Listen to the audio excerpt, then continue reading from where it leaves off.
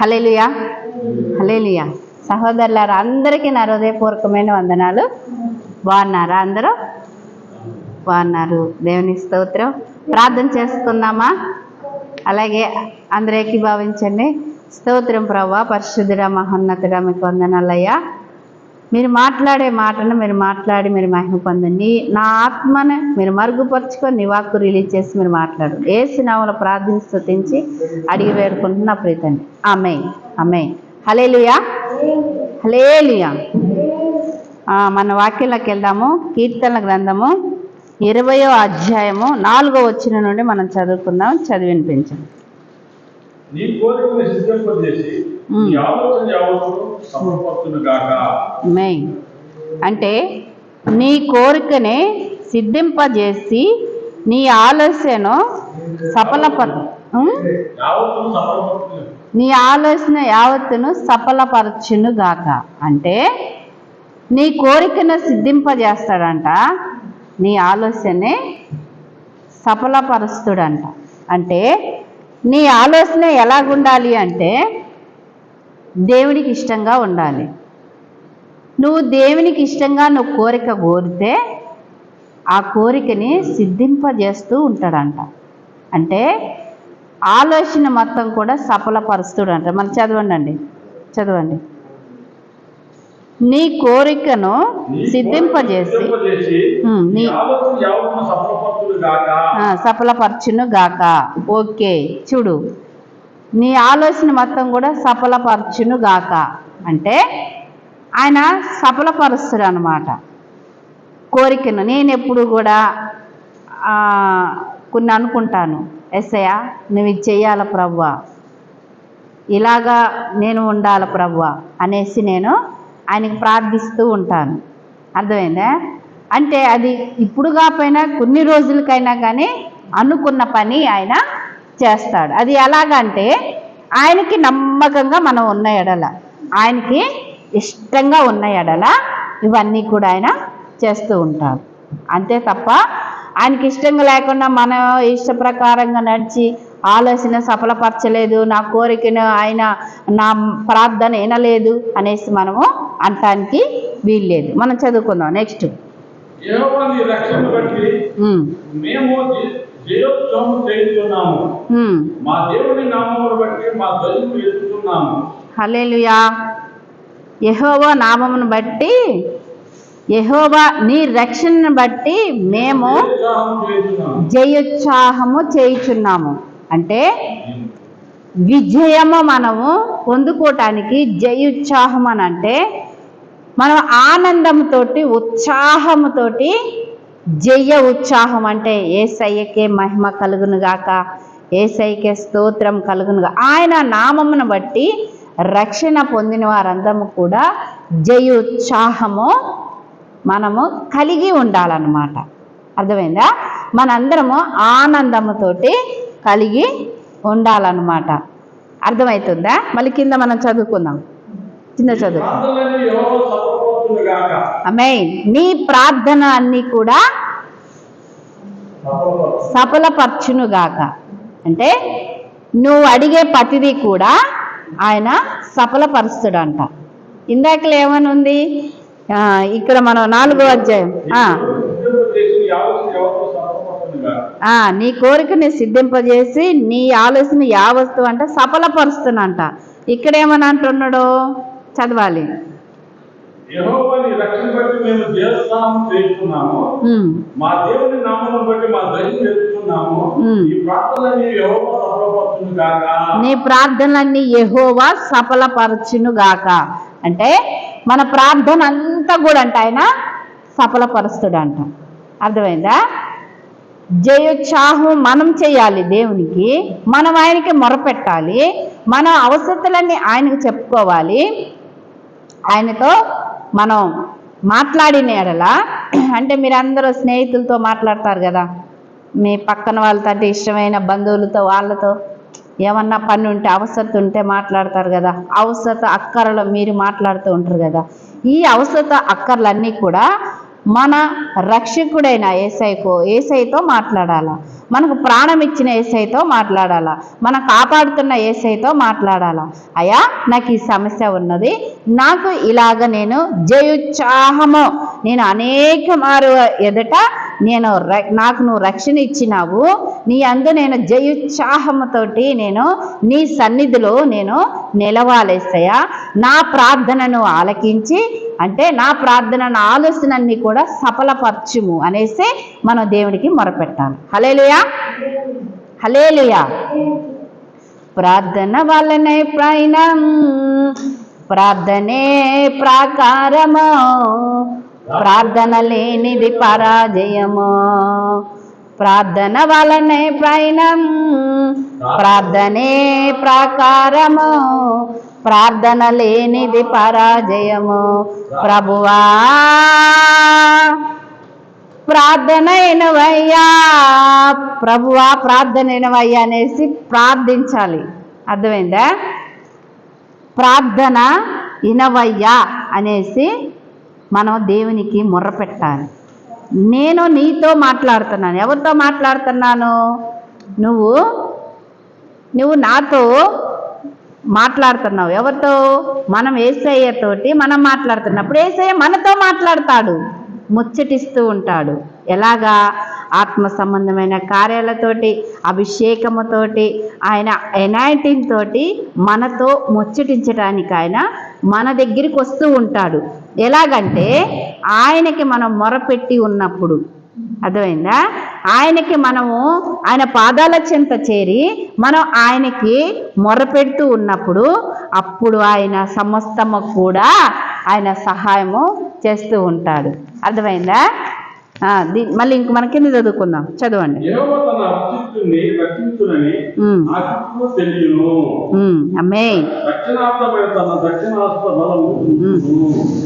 యెహోవా అంట అభిషక్తిని రక్షించినని నాకు తెలియను అంటే అభిషక్తుని, మంచి ప్రార్థనా పరుని, అభిషేకంతో ఉన్నవారిని, అభిషేకంతో నింపుకొని ఉన్నవారిని రక్షించినని తెలియను అంట. అర్థమైందా? అభిషేకంతో ఉన్నవారిని ఆయన రక్షిస్తాడంట. ఆత్మతో నింపుకొని ఉన్నవారికి ఏ అపాయము రానేడంట, ఏ కీడు రానేడంట. ఆయన ప్రార్థన ఆలకించేవాడంట. అర్థమైందా? ఆయన ప్రార్థన వినేవాడు. అందుకే అభిషేకం ఉన్నవారిని తాకాలంటే కూడా దుష్టుడికి భయము. అర్థమైందా? ఎందుకంటే పరిశుద్ధాత్మ దేవుడు యేసయ్య మన పక్షంగా ఆయన యుద్ధము చేస్తూ ఉంటాడు. యుద్ధము యెహోవాదే. అర్థమైందా? యుద్ధము యెహోవాదే. అందుకోసమే అభిషక్తిని రక్షిస్తాడు అంట. ఎందుకనంటే ప్రార్థన అనే ఆత్మతో అతను నింపుకొని దేవునికి మొరపెడుతూ ఉన్నాడు కాబట్టి మనం అందరం ఆ విధంగా దేవునికి ఇష్టంగా ఉన్నాం కాబట్టి ఆయన రక్షిస్తాడంట. నెక్స్ట్ కింద రక్షణార్థమైన తన దక్షిణ హస్త బలం చూపును, తన పరిశుద్ధ ఆకాశములోకి అతనికి ఉత్తరమిచ్చును.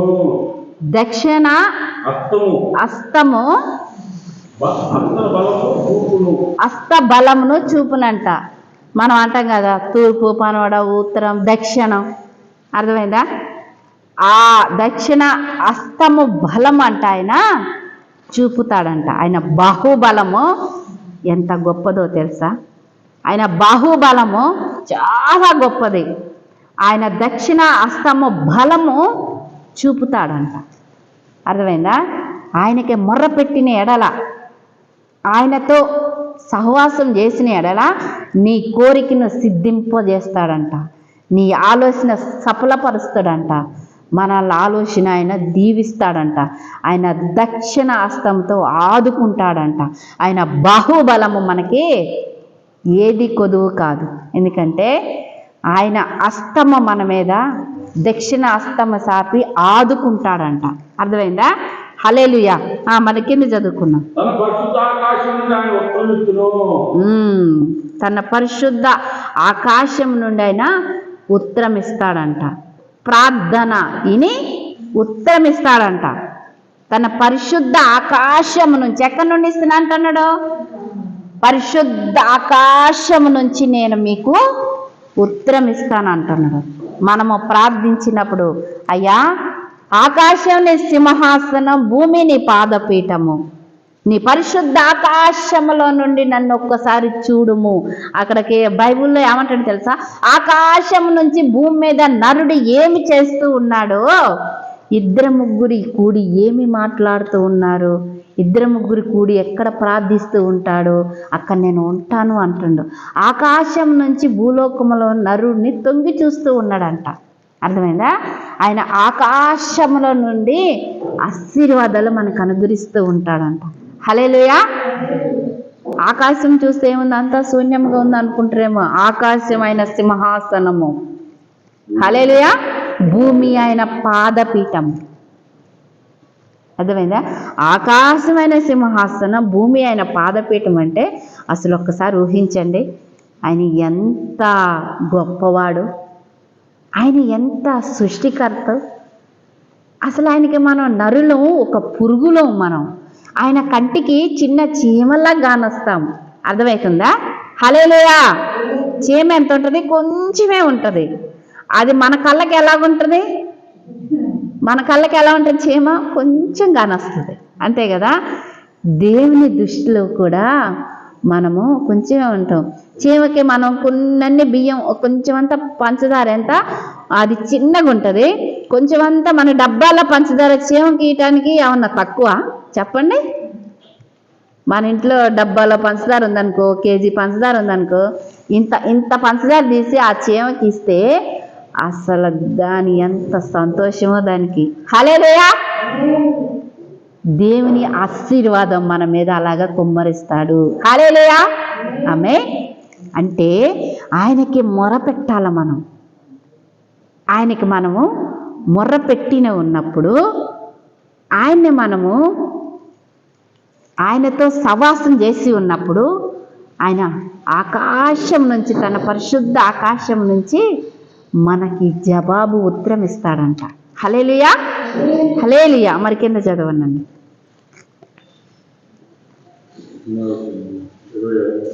మీరు టిక్కు పెట్టుకోవాలి తొందరగా. తన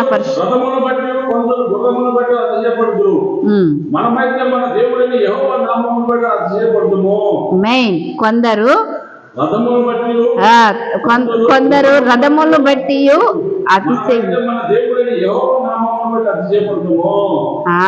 కొందరైతే గుర్రములు బట్టి అంట, రథములు బట్టి అతిశయిస్తారంట. అర్థమైందా? వారికి ఉన్న ఆస్తిని బట్టి, వారికి ఉన్న రథాలను బట్టి, వారికి ఉన్న సిరి సంపదలను బట్టి, వారికి ఉన్న పలుకుబడిని బట్టి, వాళ్ళకున్న ఆస్తి బంగారాన్ని బట్టి వాళ్ళు ఏమవుతారంట? అతిశయిస్తారంట, వారికున్న దాన్ని బట్టి. కానీ మనమైతే దేవుడు నామమును బట్టి, అర్థమైందా, మనం అతిశయిస్తామని అంట. ఆయన బలము మనకుంటే, ఆకాశం ఆయన సింహాసనం, భూమి ఆయన పాదపీఠం అంటే ఏంటి? ఇదంతా ఆయన కదా, ఇదంతా మందే. హల్లెలూయా. అర్థమైందా? కొందరు రథములు బట్టి, కొందరు గుర్రములు బట్టి అతిశయపడుదురు. హల్లెలూయా. మనమైతే మన దేవుడైన యెహోవా నామమును బట్టి అతిశయింతుము. హల్లెలూయా. అంటే మన దేవుడు నామమును బట్టి మనం అతిశయిస్తామంట. వాస్తవమే. మీకెవరున్నారు? ఏముంది? మీరు కొంతమంది అంటారు మతంలో దిగినవా నువ్వు అంటారు. మతం కాదు నాయన, ఇది మార్గం. యూట్యూబ్ ఛానల్ చూస్తున్న ప్రతి ఒక్క సహోదరులారా, మతం అయితే అసలే కాదు. ఇదేంటంటే మార్గం. దేవుడు అది మార్చుకో ఇది మార్చుకో అని చెప్పట్లా, మనసు మార్చుకో అని చెబుతున్నాడు. అర్థమైందా? ఈ యేసయ్య నమ్ముకుంటే ఏముంది? మీకు యేసయ్య నమ్ముకుంటే ఏముందంటే, యేసయ్య నమ్ముకుంటే ఏముందనంటే ఆయన హృదయాన్ని మారుస్తాడు, నెమ్మదిస్తాడు, మనసు తృప్తిగా ఉంటుంది. ఏముంది మీకంటే? యేసయ్య ఉన్నాడు కదా. ఆయన ఏమంటాడు? ఆకాశం నా భూమి నా పాదపీఠం, ఆకాశం నా సింహాసనం అంటున్నాడు. హల్లెలూయా. అంత గొప్ప దేవుని మనం సేవిస్తూ ఉన్నాము. అర్థమైందా? ఏముంది అని అంటే ఏం లేదు నాయన, ఏం లేదు. సహోదరి సహోదరులారా, ఏం లేదు. ఆయన నామమును బట్టి మనసు నెమ్మది చేసుకోవాలి. ఎక్కడ సంతోషం లేదా, ఎక్కడ ఆనందం లేదా, ఎక్కడ ఈ అనేకమైన సమస్యలతో ఉంటున్నారా, కానీ యేసుక్రీస్తు ప్రభువారు నెమ్మదినిస్తాడు. యేసుక్రీస్తు ప్రభువారు ఆనందమనిస్తాడు. యేసుక్రీస్తు ప్రభువారు మనం కుంగిపోతూ ఉంటాం. మనసులు అన్నాక మానవ స్వభావం, మన శరీరంతో ఇలాగ ఉన్నాం కాబట్టి, మానవ రీతిగా మనం జన్మించున్నాం కాబట్టి అనేకమైన సమస్యలు వస్తూ ఉంటాయి. కానీ కూసేపు మనం ఆలోచిస్తూ ఉంటాము, పద్దాకల అదే చింతలో దేవుడు ఉంచాడు. అర్థమైందా? ఆయన పాద సన్నిధికి వెళ్ళి ఉన్నప్పుడు, హల్లెలూయా, ఆయన పాద సన్నిధికి వెళ్ళి ఉన్నప్పుడు ఆయన నెమ్మదిస్తాడు, ఆయన స్వస్థత ఇస్తాడు, ఆయన ఎంతల బలం ఇస్తాడు. హల్లెలూయా. అసలుకి ఆయన బాహుబలం ఎక్కడా కూడా తక్కువ కాదు. ఎందుకంటే రుచి చూసి ఎరిగిన వాడంట ధన్యుడంట. కొవ్వు మెదడ దొరికినట్టు బైబిల్ గ్రంథాలు ఉంది. కొవ్వు మెదడు అంటే బాహు టేస్టీగా ఉంటుందంట. మన అందరికి ఇంకొంతమందికి అర్థం కావాలంటే, తేనె ఎంత మధురంగా ఉంటుంది, తేనె కంటే మధురమైన ప్రేమ. జుంటు తేనె దారుల కంటే మధురమైన ప్రేమ. జుంటు తేనె దారాల కన్నా, పాలు పంచదారల కన్నా మధురమైనది నా యేసుని ప్రేమ. నా యేసుని ప్రేమ మధురమైనది ఆ ప్రేమ. జుంటు తేనె దారాల కన్నా, పాలు పంచదారల కన్నా మధురమైనది నా యేసుని ప్రేమ. హల్లెలూయా. మధురమైనది ఆయన ప్రేమ, పాలు పంచదారల కంటే మధురమైన ప్రేమ. నెక్స్ట్ కింద చదువుదాం మనం.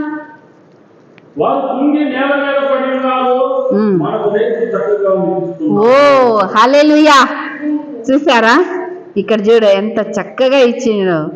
కొందరు రథములు బట్టి, కొందరు గుర్రములు బట్టి అతిశయింతురు గాని మనమైతే మన దేవుడైన నామమును బట్టి అతిశయింతము. వారు కుంగి నేల మీద పడి ఉన్నారు, మనమైతే లేచి చక్కగా నిలబడి ఉన్నామంట. ఓ దేవా, హల్లెలూయా, స్తోత్రం, దేవునికి మహిమ కలుగును గాక. మనమైతేనంట లేచి చక్కగా నిలబడి ఉన్నామంట. అర్థమైందా? గొలియాతుని గుర్రు చూసి కొట్టి ఉన్నప్పుడు అర్థమైందా? దావీదుని ఏదో చేయాలని వచ్చిండు, అటు నుంచి వీరుడిగా సూర్యుడిగా వచ్చి ఉన్నప్పుడు యేసయ్య నామములని రాయేసిండు గొలియాతుకి. వేస్తే దెమ్మ తిరిగి ఎవరన్నా రాయేస్తే వెనకబడతాడు. అర్థమైందా? రాయి కానీ ఇట్టయి కానీ ఇట్లా వెనకబడతాడు. కానీ అతనేం చేసిండో తెలుసా? గొలియాతు రాయేయగా దావీదుకి ఎప్పుడైతే గొలియాతుకి రాయేసిండో, గొలియాతు దావీదు నిలబడ్డ దగ్గర బోర్ల పడ్డాడు. హల్లెలూయా. అంటే ఎవరు బలం ఉంది అక్కడ? మీకు అర్థమైందా? ఇప్పుడు రాయేసినప్పుడు ఇలా పడతాడు కదా, అర్థమైందా? వెనకబడతాడు రాయేసినప్పుడు. కానీ ఆయన బాహుబలము వెనక నుంచి ప్యాలిని ఒకటేసిండు, పోయి ఆడబడ్డాడు దావీదు కాలకాడ, అంటే దావీదు ఆడండు ఎదరబడ్డాడు. అంటే గురి చూసి కొట్టిండు కాబట్టి ఆయన ఎక్కడ పడ్డాడు? గురి చూసి కొట్టిండు, నేల మీద పడి ఉన్నాడు. మనం లేచి చక్కగా నిలబడి ఉన్నాము. దావీదుని ఏదో చేస్తాడు, నువ్వు పొట్టుకున్నావురా, నువ్వు పొట్టోడిరా, బక్కోడిరా, నువ్వు రారా అంటున్నాడు. అర్థమైందా? నేను అంత 7 అడుగులు ఎత్తున్నాను, నేను చాలా ఎత్తుగల వాడిని, బలమైన వాడిని, నువ్వేం చేస్తావు, నువ్వు గింత పిల్లోడివి, నువ్వేం చేస్తావు అంటాడు. కానీ దావీదు పక్కన యేసయ్య ఉన్నాడని మర్చిపోయినాడు. అర్థమైందా? ఎవరున్నారు? యోధా గోత్ర సింహం ఉన్నాడు, వెనకాల ముందున్నాడు, పక్కనున్నాడు. ఏం చేయలేకపోయాడు. నా ధైర్యం యేసయ్య అన్నాడు. చూసి గురి చూసి కోడితే దెమ్మ తిరిగింది గొలియాతు. అర్థమైందా? దెమ్మ తిరిగి డామ్ను ముందు పడ్డాడు. ఎవరు బలం ఆయన? కానీ ఏమి లేదు దావీదు దగ్గర, చిన్న పిల్లోడు. అర్థమైందా? ఇంత మూట తీసుకున్నాడు, రాయి కట్టిండు కట్టిండు, చుట్టిండు చుట్టిండు చుట్టిండు, యాస్ కొట్టిండు అనమాట. అర్థమైందా? దెమ్మ తిరిగింది. ఎందుకనంటే దేవుడు అస్తము సాగితే, తన దక్షిణ అస్తము సాగితే నరుడి మీద ఏదైనా గడ సాధించగలుగుతాడు. హల్లెలూయా. రథములు బట్టి అతిశయించిన, గుర్రములు బట్టి అతిశయించిన, కానీ నీకున్న ధనం బట్టి, నీకున్న అతిశయం బట్టి, నీకున్న పలుకుబడిని బట్టి, నీకున్న సిరి సంపదలను బట్టి, నీకున్న ఆస్తిని బట్టి, నీకున్న అనేకమైన వాటిని బట్టి నువ్వు అతిశయిస్తున్నా కానీ కూలిపోతారంట యేసయ్య లేకపోతే. అర్థమైందా? నీకు ఎంత ఉన్నా కానీ జీరో, ఎంతున్నా కానీ యేసయ్య లేకపోతే జీరో. యేసయ్య ఉన్నవాడు యెహోవా నామమును బట్టి అతిశయించి చక్కగా లేచి నిలబడతాడంట. అర్థమైందా? చక్కగా లేచి నిలబడతాడంట. కానీ ఎందుకనంటే ఆయనకు మనం ప్రార్థిస్తూ ఉన్నప్పుడు, ఆయనకు మొర్ర పెడుతూ ఉన్నప్పుడు, ఆయన మనం ఆరాధిస్తూ ఉన్నప్పుడు, ఆయన మనం స్తుతిస్తూ ఉన్నప్పుడు, ఆయన మనం ఎంతో ఇష్టంగా ఆయనకు మొర్ర పెడుతున్నప్పుడు ఆయన సహాయం చేస్తాడు. నెక్స్ట్ చదువుకుందామండి, చదవండి. యెహోవా రక్షించుము, మేము మొరపెట్టినప్పుడు రాజు మాకు ఉత్తరమిచ్చునుగాక. మెయిన్, మేము మొర్రపెట్టి ఉన్నప్పుడు యెహోవా మా రాజ్యాన్ని మాకు ఉత్తరం ఇస్తావు, రాజు మాకు ఉత్తరం ఇచ్చినగాక. దేవాతి దేవుడు మహారాజు అయిన. అర్థమైందా? యుద్ధమో యెహోవాదే, యుద్ధమో యెహోవాదే, యోధా గోత్రపు సింహమైన యేసయ్యే మనంద. యుద్ధమో యెహోవాదే, యుద్ధమో యెహోవాదే, రాజులు మనకెవరు లేరు, సూరులు మనకెవరు లేరు. రాజులు ఎవరు లేరు, రాజు రాజు మన యేసయ్యే. హల్లెలూయా. రాజులు మనకెవరూ లేరు, సూర్యులు మనకెవరూ లేరు. ఈ లోకంలో ఉన్న రాజులు ఏదైనా కానీ ఆ కొంతకాలం ఒక 5 సంవత్సరాలు 10 సంవత్సరాలు ఉన్న నాయకులు పరిపాలన వాళ్ళు చేస్తూ ఉంటారు. ప్రజలు హల్లెలూయా, ప్రజలు ఎంచుకున్న దాన్ని బట్టి వాళ్ళు పరిపాలన చేస్తూ ఉంటారు.